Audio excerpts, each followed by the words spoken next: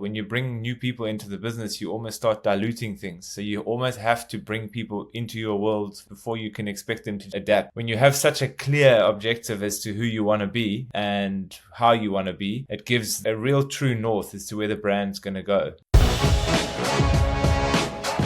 I'm Eric Fulweiler, and this is Scratch, bringing you marketing lessons from the leading brands and brains rewriting the rulebook from scratch for the world of today. Hey everyone, and welcome to today's episode of Scratch. Today I'm joined by Miguel Netto, who is the head of marketing for Bootlegger, a rapidly expanding South African hospitality brand.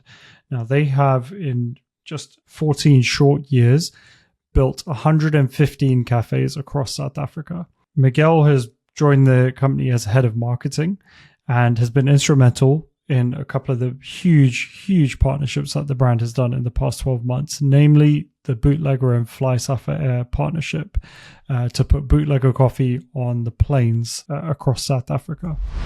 Now, that's a really interesting one, but just one of the key things that we talk about in today's episode. Like, one, how did they even do that? Miguel really dives into their frameworks and their principles about how they build this brand world, not just through a brand document and a brand guideline, but actually what does it actually mean to build a brand world and really be consistent with that, both in messaging and in every single campaign you go to market with. We also dive into their very famous 29 Rand coffee promotion. And we talk about how do you balance, not discounting the brand and like the premium feel of the brand when you are offering these discounts. And then finally, we dive into what it means to actually build a true lifestyle brand across e-commerce, across B2B, retail, and experience as well. Just a really fascinating conversation about what it takes to build something which cuts through in a highly saturated and competitive market. Really do recommend listening to this episode if you really want to understand what is working in other parts of the world as well. Without further ado, please enjoy my conversation with Miguel. Miguel,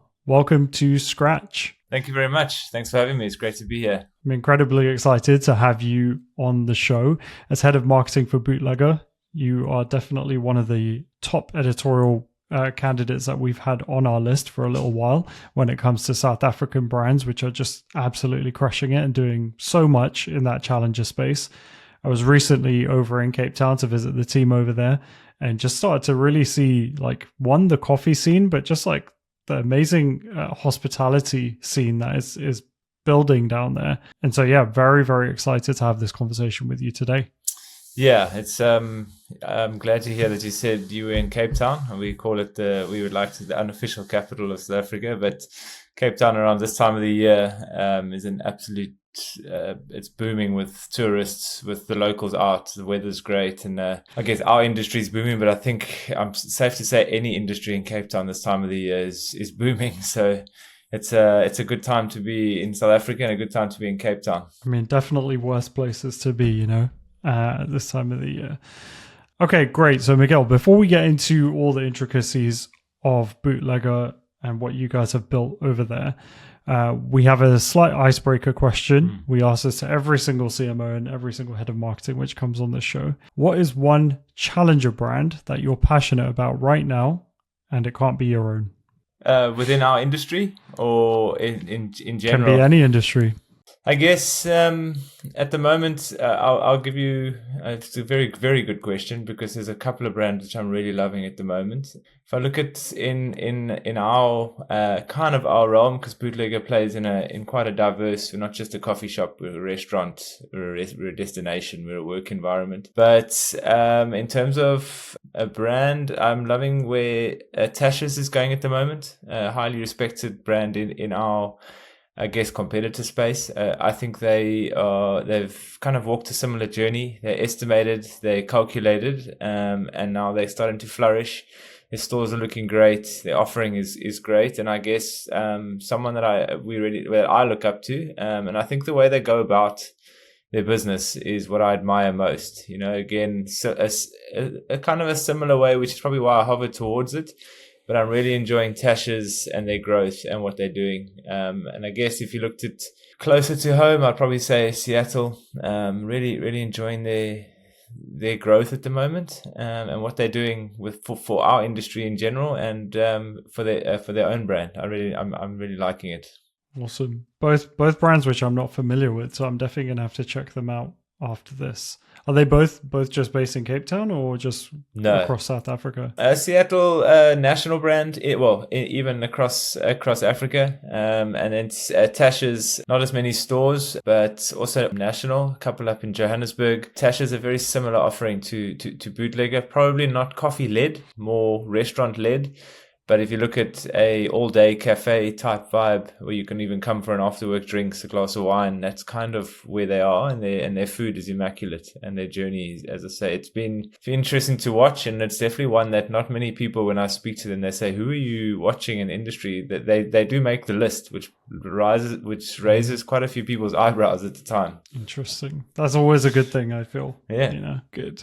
Well, can you give us then a quick overview of what Bootlegger does for those that may not know? Sure. So Bootleggers, I think a lot of people think it's been around for many years. It's been around for, I think, going on 13 years now. So the growth has been fairly quick. It's an all-day cafe that started with coffee. So coffee first. It was back in 2012, 3 founders looking for a good coffee in Sea Point at 6 a.m, decided to start roasting coffee. And here we are today with well over 100, and I think we're heading towards 115 full service all day cafes across South Africa. Obviously, as I say, one of the biggest artisanal coffee roasteries in South Africa. We would like to say one of the best coffees in South Africa, coffee brands in South Africa. And I think that's where a lot of people either know us for our coffee, they know us for our destinations, they know us for our entire offering. We do have different versions of our offering. We've got the full store, which we call all day cafe, which you can come for coffee in the morning, all day breakfast, lunch, dinner, right throughout. So it's got a full menu, and even in some or most of them, we serve alcohol. So we do find the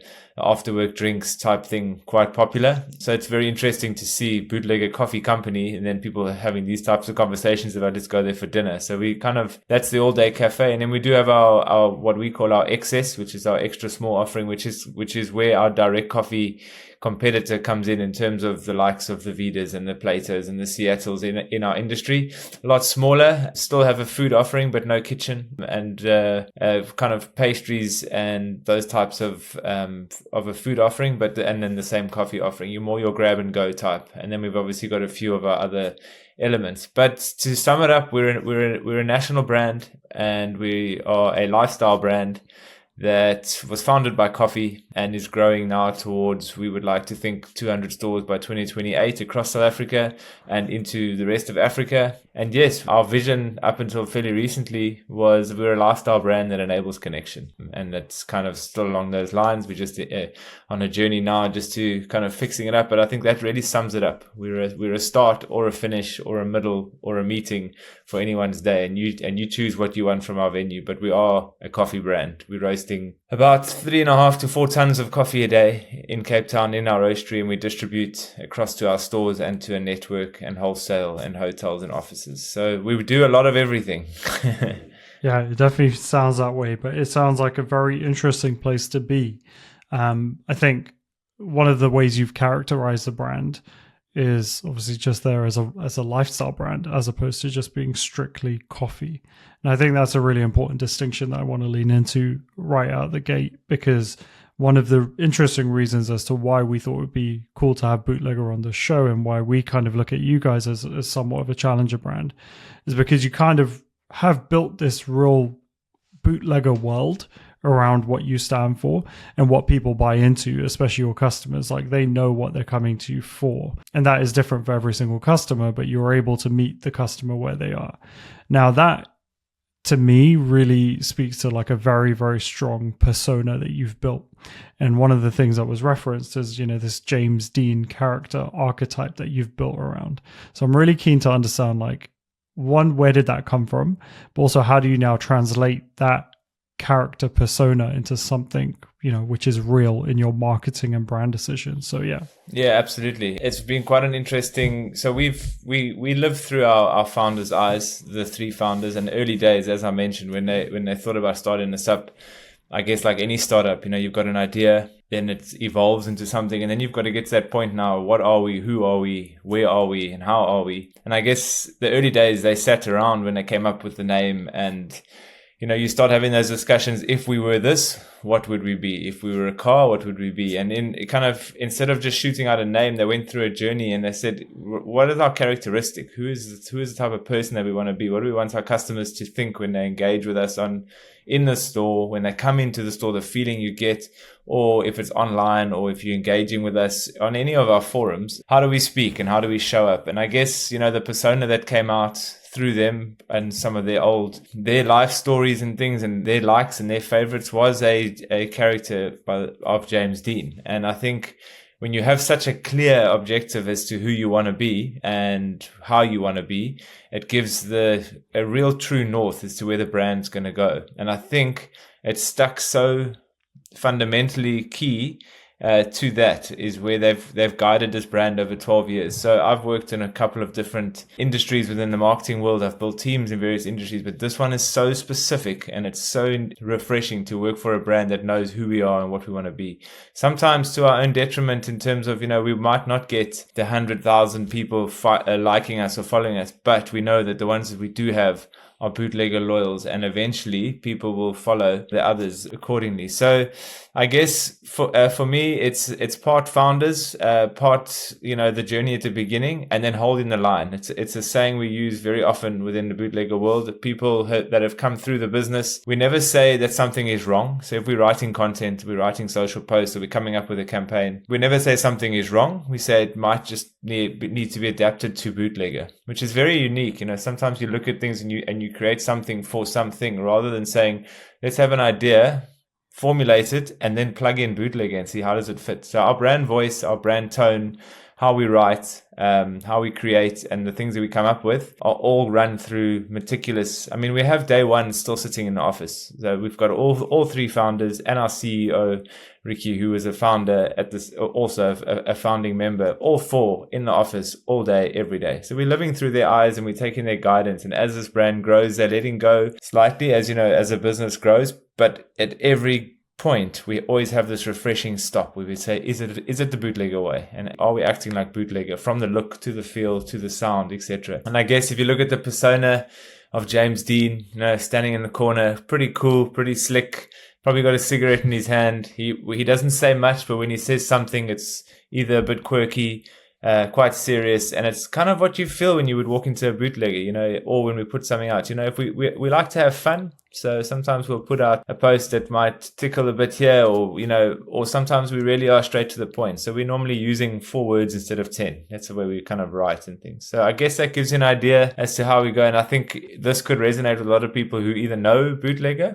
or I'd like to put this in people's heads when they do walk into one or look at our channels and go, I can see it. I really can. And how does that, like you mentioned there, like having the founders in the office is obviously super helpful because they can kind of be across every piece of copy which is going out and things like that.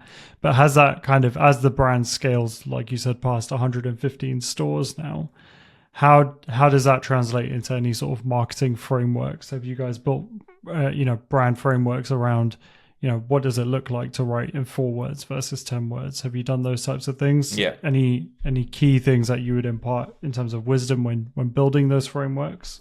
I guess so. We've got a very clear brand voice. So we've got a brand voice document which we keep updating. And again, we talk about growth and scale. When you bring new people into the business, you almost start diluting things. So you almost have to bring people into your world at first before you can expect them to just adapt. Oh, it's got to be this way. And I guess a 50-page brand voice document is one thing, and you can always open it. But the quicker we can get people to enjoy and buy into the brand and then understand it, to be able to practice it and put it into practice, is where the key lies. So we have a brand voice, and as you said, having founders in the building, or we have a single floor, see-through windows. You can see everyone's walking around. Having them in the building gives those people and new joiners the opportunity to engage, and then the current team to always have to call them in. What they're very good at is not getting involved only when needed, or it's always that final check-in where we can always just go to or invite them into the proposal meeting just for them to see it. And 9 out of 10 times, as I said, they're never going to say it's wrong, because we've built a really successful team that knows what we're doing. But it's really nice to have someone who was there on day one, just saying, maybe not like this, let's do that. And normally we've taken 10 steps forward and we end up coming 7 steps back, and we take 3 steps. And a person who makes it in the bootlegger world is someone who doesn't see those 7 steps as a fail. We learned, and we came back to 3, and we did it right, and it went out, and we got what we needed out of it. So it's really refreshing. In saying that, I think it can be a challenge at times. So there's definitely processes, and they're also busy individuals growing an empire. So you can't just walk into the office and say, what do you think of this? Because then it's the gun to the head effect. So we have to make sure that we've got the right check-ins during a process to bring them in. Normally at the beginning, somewhere around in the middle, before you go too far into the implementation, and then just at the end, just to say, here's the fruits of our work and the fruits of what you've built. That makes sense.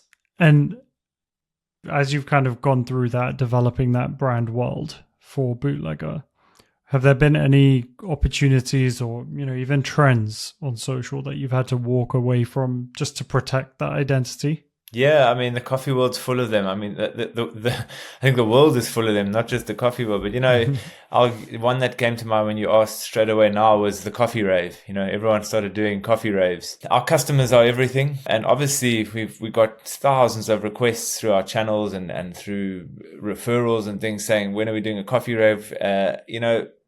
We want to do it, but we also need to see one, if we ever going to do anything, again, is it the bootlegger way? So we're not going to do the same thing that everyone else is doing. But at the same time, our customers are coming to Bootlegger for a reason, our loyal customers, and the ones that are the 20,000 a day that are there working, having a meeting in the morning, just enjoying a coffee or enjoying a breakfast. So we need to always go back to that. I think you've got to be careful between the balance between attracting new customers and not respecting what you have. So, there has been trends that have come and gone, and Bootlegger, we don't like, one of our things in that brand voice and our Bible is that we don't follow trends. We actually go the other way, which is, again, probably what James Dean would have done in his time. He doesn't break the rules. So we try just do things that are a little bit more edgy, a little bit more talkable. I think we had this chat the other day between us. We kind of put our mission, break rules, never break trust. We're definitely not out there to try and go out of our way to break rules, but we like to be a bit edgy and a bit funny and a little bit kind of here and there, but never breaking the trust of the people around us and the people who are looking into our brand. I think that's really important. I think that really keeps the customer at the center of it, doesn't it? Like, not breaking that trust, because I think it's really easy to pursue a trend and kind of think about it as, it is a talkable thing to do a coffee rave or whatever it would be. But actually it could alienate a lot of customers. So it's really, I think one thing that we've started to notice as we've been doing more and more work with challenger brands, and like the challenger brand index that we launched at the end of last year, the Rival 50, is like a lot of those brands who do super, super well, they are better about deciding about things that they're not going to do as opposed to just deciding to do everything. So it's really that process of elimination which makes them a powerful brand, as opposed to, just involving themselves in everything. Yeah, I guess when your brand's on point and you know who you are is when that decision's quite easy. So you'll get pressures from a lot with the trend to say, when are you? But if you hold that line and the decision in your head is almost imminent to say, it's probably not us, and we're happy and we're comfortable to move on, or if you know yourself, maybe we can do it, but let's do it this way. I think that's where, if you're going back and forth, not always, but I think there could be a little bit of a brand identity there that we're not sure about. Do we, don't we? Those are where you kind of get to a point where you trust your brand, you trust your decision, and you're not always going to get it right. Sometimes a trend does go viral and takes off, but again, I think your values and your pillars within your strategy and your business dictate it. So a lot of our competitors are community driven, and we want to be community driven, and we are, but that also comes with its challenges. So I guess we're not going to follow a trend. We're going to try and do it ourselves and be a trend. I mean, if Bootlegger does do a coffee rave, I'll probably attend. I'm not going to lie. We're probably gonna, if we had to do one, this is like through the founder's eyes, they'd probably try and get black coffee or something similar to their approach. That would be the Bootlegger way. I would definitely attend for sure. I would make the flight back down to Cape Town. Well, he's just bought his house in Cape Town, so we like to call ourselves the official coffee of Cape Town. So it's only fitting that black coffee drinks the official coffee of Cape Town. I mean, that makes sense. Let's see if this podcast can reach him, and maybe we can figure something out. By all means. I know you recently went through a slight rebrand, or refresh rather, to have it as Bootlegger as opposed to Bootlegger Coffee. How did that whole process go? Like maintaining the brand identity that we've just spoken about and that brand personality so strongly. How did you communicate that? I'm really intrigued as to how you communicated that with your agency, who kind of did your refresh and your rebrand. I'll start at the end. So you're looking at the agency. He's sitting here in front of you.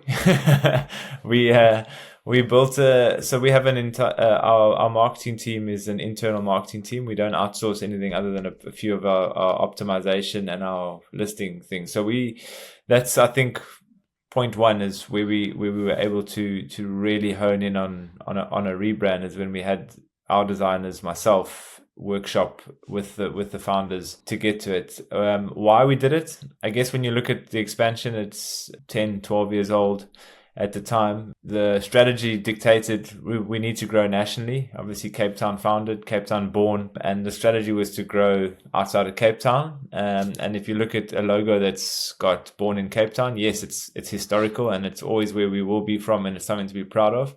But, if I'm a franchisee buying into the brand, there's certain franchisees which like the fact that it has born in Cape Town on it, but it also limits. So it's also not a known brand. It doesn't feel like a local brand. So part of it was how do we move that off the logo and still feel like we're a national, and then move towards a national brand. And then obviously, as I alluded to at the beginning, when you look at, coffee company, we will always be coffee first. And we like to think we are one of the best coffees in South Africa, but we are more than coffee. And that was how do we differentiate ourselves from our competitors and from in the industry, is to mature ourselves. And I've always said, if you don't always have to, if your brand and your business is strong enough and the message is out there, you don't always have to say what's in the tin. You could take the logo off and people will know, or you could say something and people will relate. So it was a three-way exercise: how to grow nationally, how to make sure that we can grow nationally and move forward into this new chapter of Bootlegger. How do we move from a coffee company to an all-day cafe lifestyle brand?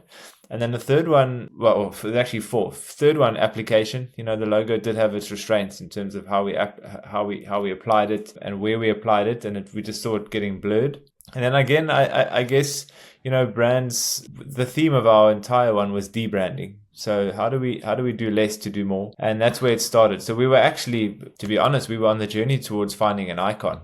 And then I said, I don't think we need an icon. I think we need to look at where we are currently, take the one big step back, close the doors, get the cokies out, white table, and off we go. And we came to that point where we said, let's mature. So we didn't change too much. It was not a complete rebrand where we've gone back 100 stores.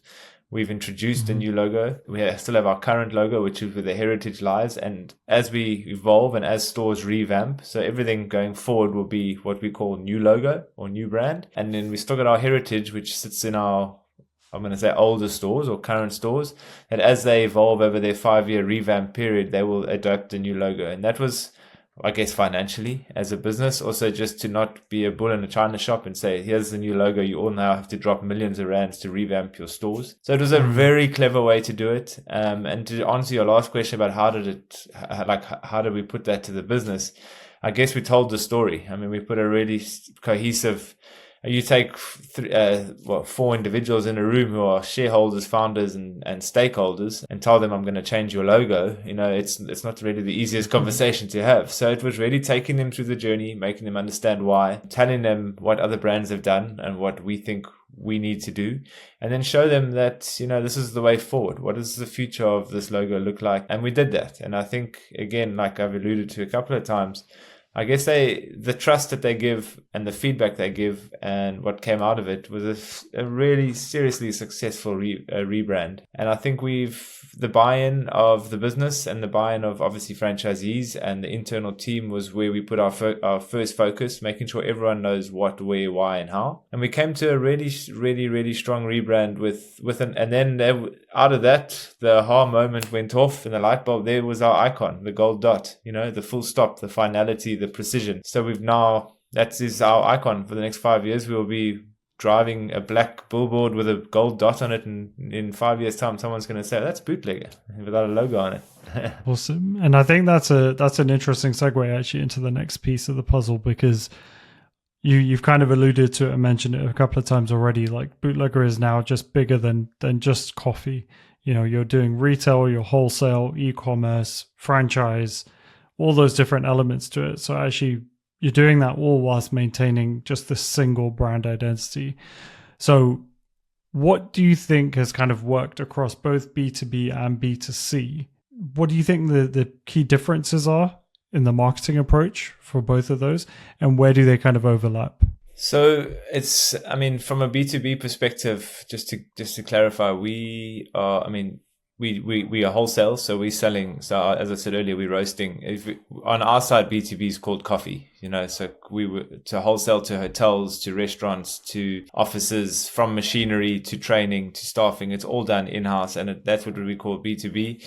I guess your franchisee model can also be seen as B2B, to a degree. And then there's which is new business. So how are the guys finding new sites, new locations? So one side of that is property developers, landlords, etc. And then the other side of it is, we getting in. A franchisee might come to the brand with the cash, with the site, vice versa, or we matching people up. You have a site but you don't have the money, or etc. So I guess the B2B side, to a degree, it markets itself with the brand and the offerings that we put. So we put more focus there into telling the story, making people understand what you are, what you're buying into, and then it's more of your lead conversion funnel on the new business side. The wholesale side is very much showing up at the right time, events, conferences, etc.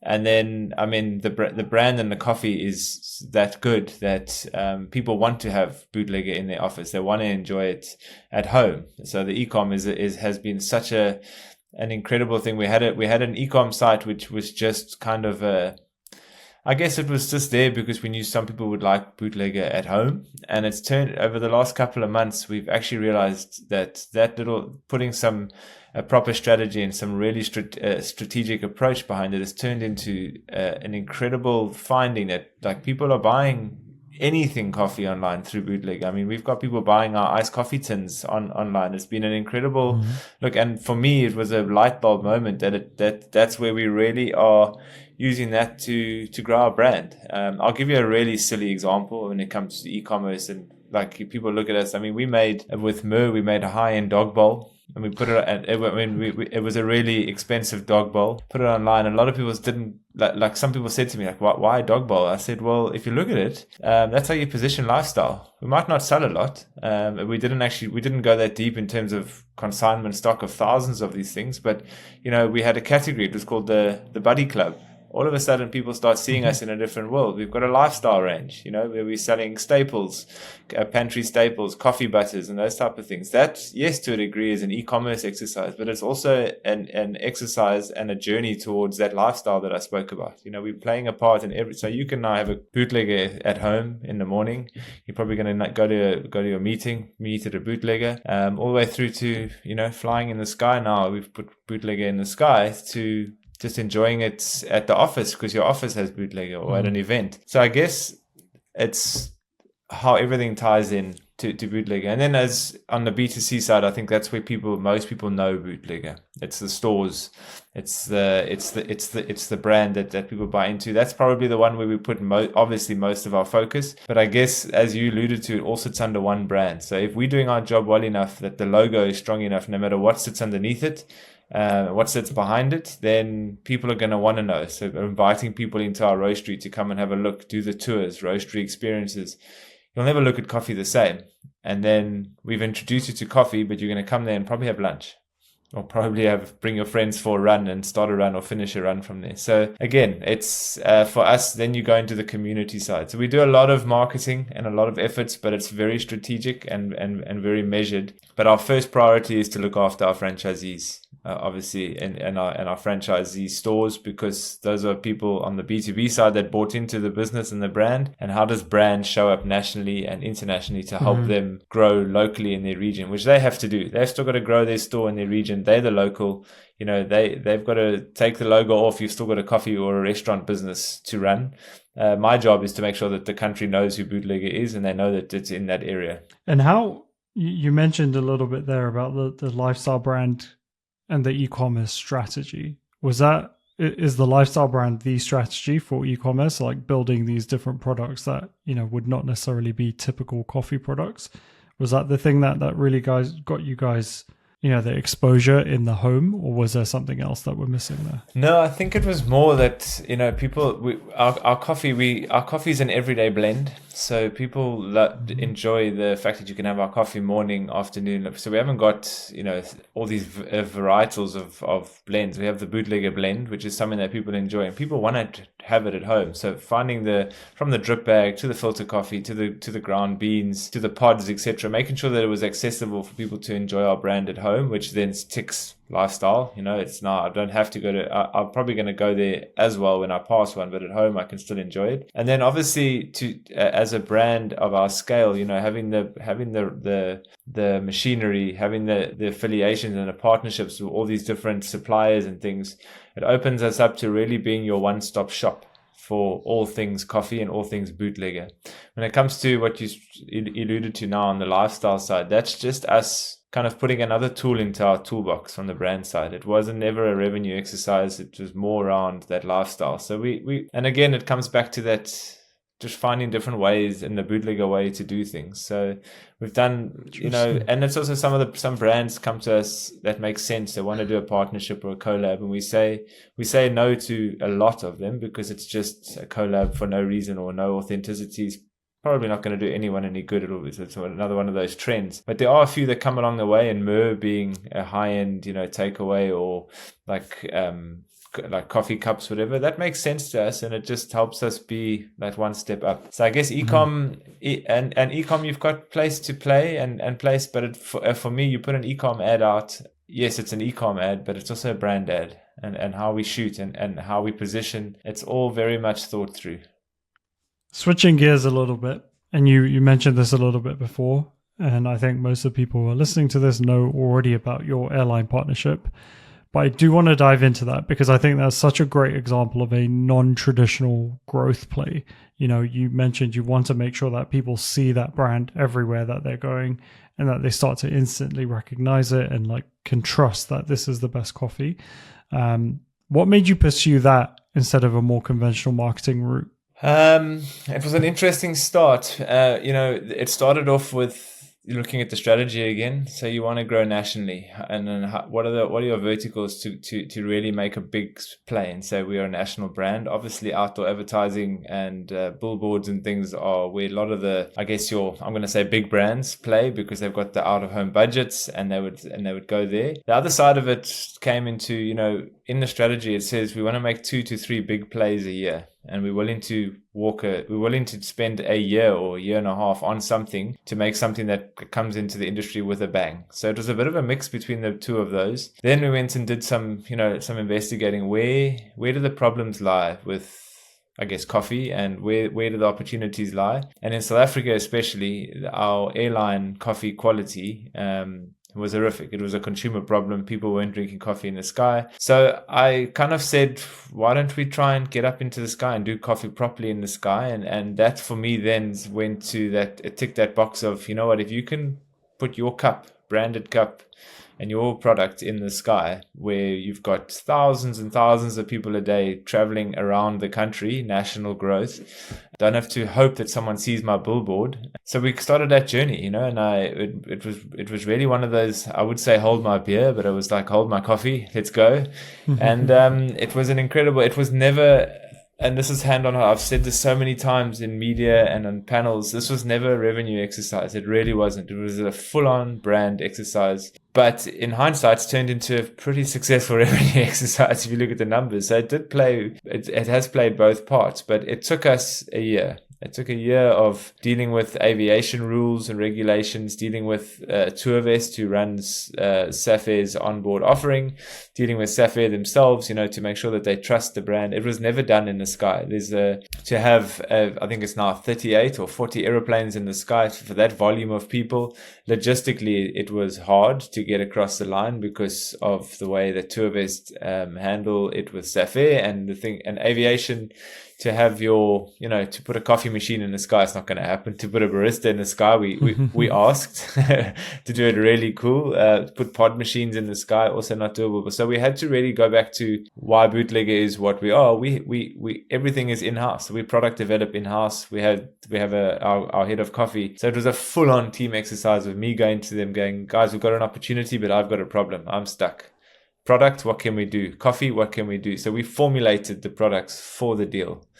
And then we had to go back to Safair and TourVest, and then came back, sizing limits. They load the plane once a day. The product expands, it comes down. There were so many conversations, I can't tell you. And there were nights where we had lost it, and there were nights where we got it back.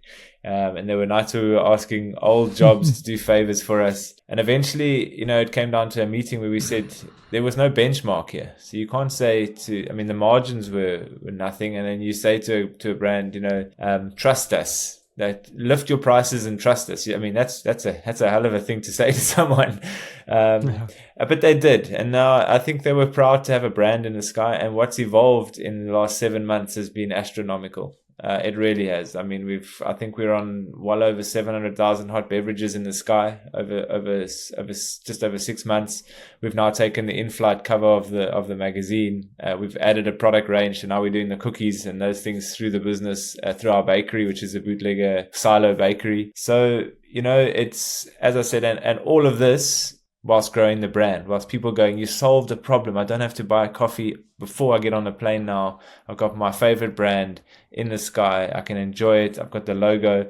And again, like I say, for a brand like FlySafair and TourVest to trust another brand and put them in the sky and call it a cafe in the sky, for me, I couldn't have asked for more. So short answer after my long answer is pure branding exercise, but looking at, what is that aha moment, the Bootlegger one, that's going to make a big play in the media and a big play in the consumers' lives? How does it go about? How do we work together as this incredible team in-house?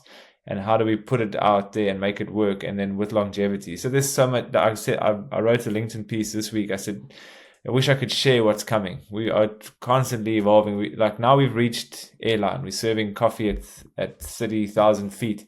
Now we're going to take it to the next level. So really, really cool national growth for Bootlegger. That is great.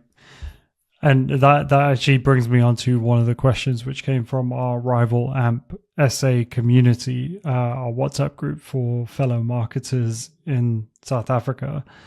One of the questions that came out was really around, what is the principle or framework that you utilize for staying relevant and standing out in such a heavily saturated market? And one of the reference points that this listener gave was that they remember the ubiquity of mug and bean back in the day, and then the sudden decline and the closure of stores and things like that. And that was predominantly down to, I would assume, from no longer standing out in the marketplace.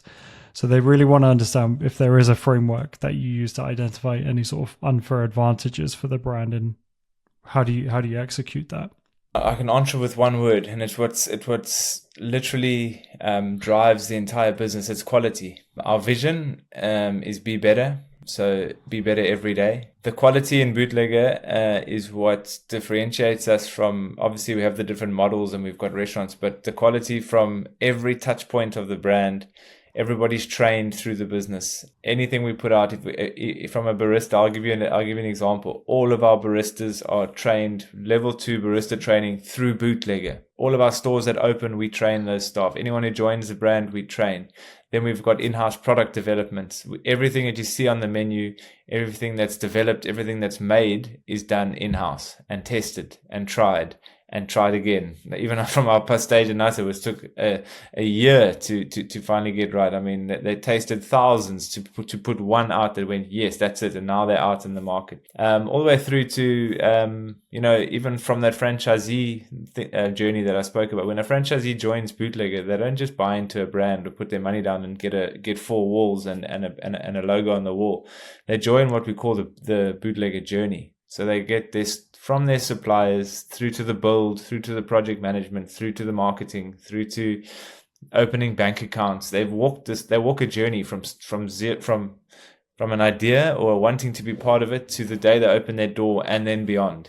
It's quality in every single aspect of the brand that has made it what it is today, and I guess there's a slight bit of transparency there, making sure that people understand what goes on behind the curtain and how we could possibly, I mean, we had this discussion recently, we could possibly really brag about the quality and the amount of in-house training and the amount of development and testing that we do into, but that's not our brand. We're not a bragging brand. We like to just show up in the product, in the service. So I guess to answer their question, it's that there's not one thing that's not looked at, measured, and tested for quality, all the way through to the very last element of any aspect of our brand is pure quality. And in our industry, unfortunately, I think over the years, it's taken a knock in terms of quality. I think some of our competitors have let go of quality, and that's where you lose it. The minute people are saying, I go to the store in X because they have good coffee, there you've lost it. You're on your downward trajectory there. You should have the same coffee in everywhere you go. If it's from Bootlegger, if you're having it at an event, if you're having it in a store, if you're having it in the sky, it should be the same experience that you expect from the brand anywhere in the country, and that's what we live by. You did mention when we spoke earlier, consistency over constant innovation, and I think that really rings true in what you've just said there. 100%. Even on our menu, a lot of brands do menu launches. We say our new summer menu. We probably take one dish off and we add two on, and we do something cool that's coming now for our winter menu. But we're not changing. Again, it goes back to our customers. We're looking at the data. We're looking at what people are enjoying. We're not just saying, oh, we don't want the eggs on there anymore, so off they come. We look at what dishes have done well, what dishes, and regional specific. And again, it's kind of like if you do the basics to a degree, but you do them exceptionally well, you've won. Then if you just add a sprinkle of Bootlegger on there, you've done exceptionally well. All right, great. And a final question, and this is about a very tactical campaign, which I think, Bootlegger launched and has turned into a massive success, is the 29 Rand coffee being part of that morning ritual. Like, can you talk to us a bit about that? I really, really want to understand how you think about using that price to drive behavior without it kind of devaluing the brand.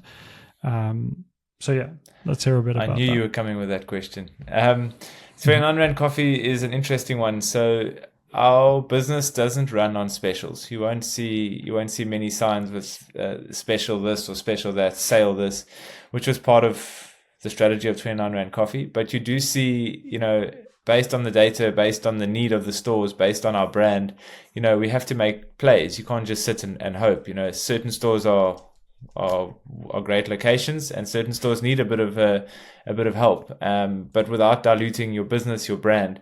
So the 29 Rand coffee, what started as again a trial, has turned into an offering. So we don't call it a sale. So, and for me, it goes back to that SAFAir thing. We almost solving a consumer problem. As people are on the move, I want to get my coffee. Now you can get a consistently good coffee or great coffee at 29 Rand. So for us, it's time of the day relevant. It's a reason for people to change their morning routine from the start. It also helps us grow the brand for people who aren't sure who Bootlegger is. I can now go get a 29 Rand coffee. So it helps me, gives me a bit of an ammunition in my marketing toolkit to be able to market something, but it does also allow me to put a really cool promotion out there and disguise it in a 29 Rand coffee. It's not, it's just an offer. And just, you see people coming in and rushing in at 2 minutes to 8, diving into the counter to get a 29 Rand coffee. And for us, the numbers have shown across the country that it really has been successful. Again, we're not going to be putting it on billboards. We put it in strategic places.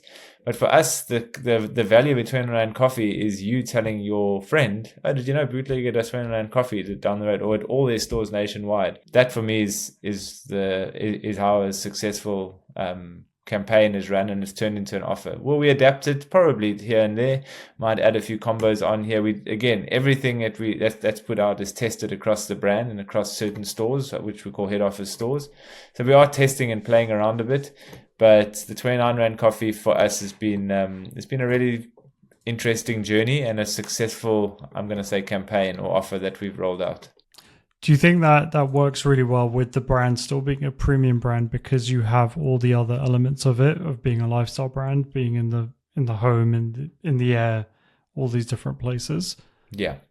Absolutely. I think, we're 100% specialty grade coffee. We're the biggest artisanal roastery in South Africa, which means we are producing quality coffee. So, you discount your coffee. Sometimes you run a risk. For us, it's not about discounting the coffee. It's about getting more people to taste the coffee that you will then come back at lunch and you don't mind paying the 41 Rand for the coffee later that day. It's more us acknowledging time of day, routine, and then also giving the rest of the business and those other pillars that we spoke about a little bit of an offering where there's help needed, instead of just saying, right, discount, let's do 50% off the whole menu, or let's do X, let's just, you have an offering. And as I said, we will adapt it, and it will become part of, it might become just on the menu at some point, or we will look at ways to adapt it.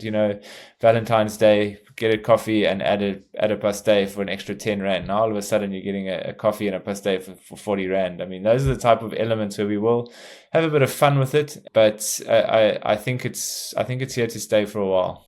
Amazing. Okay, great, Miguel. That brings us to the end of our main recording. We've got a couple of lightning round questions before I let you go. So are you up for those? I love these. Let's go. Great. All right. So, Miguel, if your brand were a pizza, what type of pizza would it be? I would say a margarita with pineapple on it. No, it's got pineapple, doesn't it? It's a Regina with pineapple on it. Okay. Interesting. What's the best campaign that you've seen recently? The best campaign I saw recently was probably the 29 Rand coffee. No, I'm kidding. It's a very good question. I can't actually get one at the moment. Can I come back to that one? Yeah, you can come back to that one. What's your biggest pet peeve in marketing? At the current moment, I answered this question the other day. I love partnerships and collabs, but I think they're being overused. I think it's now become diluted. I think it's still got to be authentic, and it's got the successful ones are when the aha moments. So I'd say do 2 instead of 10, but do them well. Cool. And the final one, what's the biggest missed opportunity in marketing right now?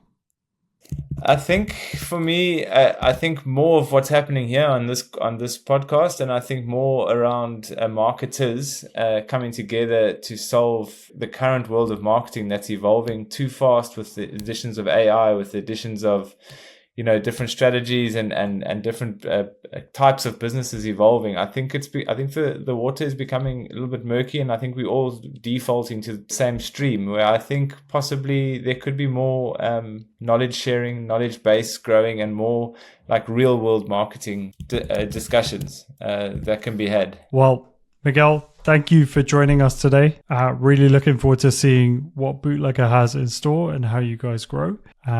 And I can't wait for this episode to drop. Thank you so much for having me. And as I said in my final answer there, I think what you guys are doing is great. Even opening it up to WhatsApp groups to be able to ask questions. This is fundamentally what we could do more of. And I think you guys are on a really good journey. So thanks for your interest in Bootlegger. Thanks for your interest in me. And I'm happy to recommend this to anyone. I think I really enjoyed the journey of getting to know you guys. So thank you so much. Awesome. Thanks, Miguel. Scratch is a production of Rival. We are a growth consultancy that builds challenger brands, strategies, and capabilities to disrupt categories. If you want to learn more about us, check out wearerival.com. If you want to connect with me, email me at eric@wearerival.com or find me on LinkedIn.